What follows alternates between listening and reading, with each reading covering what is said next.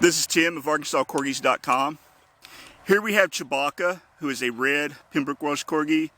We purchased him last summer. He's 1 year old. When we bought him, he was supposed to be AKC full rides, a purebred Pembroke Welsh Corgi, long hair, and safe on several genetic issues.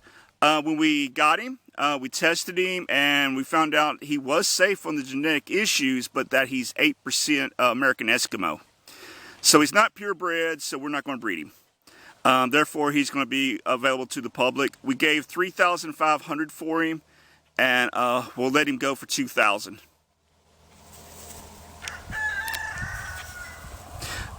Red and white. Is that a full white collar? There's so much hair, it's hard to tell. Yes. But a full white collar around the neck, white chest, 4 white feet, just like any Pembroke Welsh Corgi. Chewie. White on one side of the nose, mostly red on the other. White stripe on the forehead. He's the same size as a Pembroke Welsh Corgi. He's 91-point-something% Pembroke Welsh Corgi. Looks like one, but 8% American Eskimo. His coat is weather resistant, like a Pembroke Welsh Corgi. Weight, size, everything's there. But it's just genetics. We want to breed purebreds, and he's not, even though he's supposed to be. His long hair, like I said, it's weather resistant. It usually has this wavy look to it. He had a bath last night. We did not brush him afterwards, so it's kind of more puffed out more than it usually is right now. Standing up a little bit more in the back than it usually is, but it usually has a nice wavy look to it. When he gets wet, rain, mud, etc., usually the next day, can't even tell it. When he sheds, it doesn't clump up like on most Pembroke Welsh Corgis. Instead, it just sort of stays there. If you start to brush it, then it will brush out. So in some ways, his coat is better than most Pembroke Welsh Corgis, but in other ways, it's worse because the collar will cause it to knot up a little bit there on the chest where the collar touches, and behind the ears where the collar touches. The hair will kind of knot up there. And whenever he's pooping, sometimes you'll find a clump on the back end. But maintenance, it's not that bad. Not as bad as you would think. Unless you wanted really straight hair, and then you'd have to be brushing every single day or at least once a week.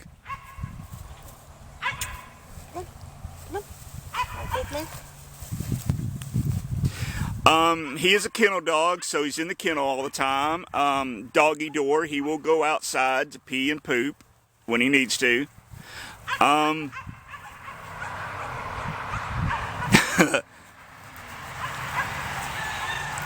He's not the greatest on a leash, though. He will kind of balk on you and kind of try to run away from you.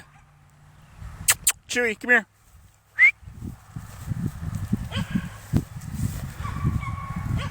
But he's currently 1 year old, being sold for $2,000. No AKC papers, because he's not purebred.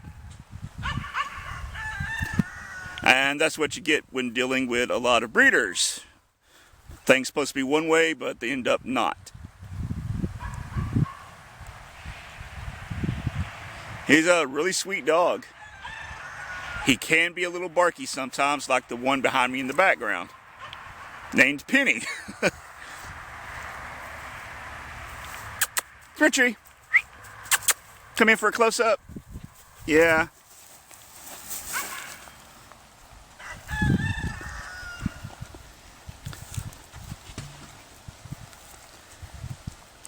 He's good with other dogs, boys or girls. He can be a little barky sometimes, though. But he's playing nice now. He's silent now. Don't let that fool you, because he can be barky sometimes. High-pitched bark. Yeah, high-pitched bark. I did some research on American Eskimos, and basically they come in 3 different sizes. One's smaller than a Corgi, one's about the same size, and one's much bigger. At some point, someone must have bred a American Eskimo smaller, or about the same size, and somehow it passed.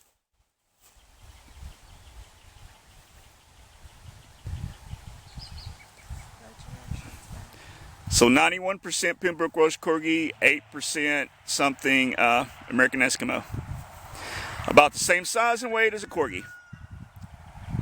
Corgis do have the long hair gene, and that's what we thought he was, but DNA testing showed otherwise.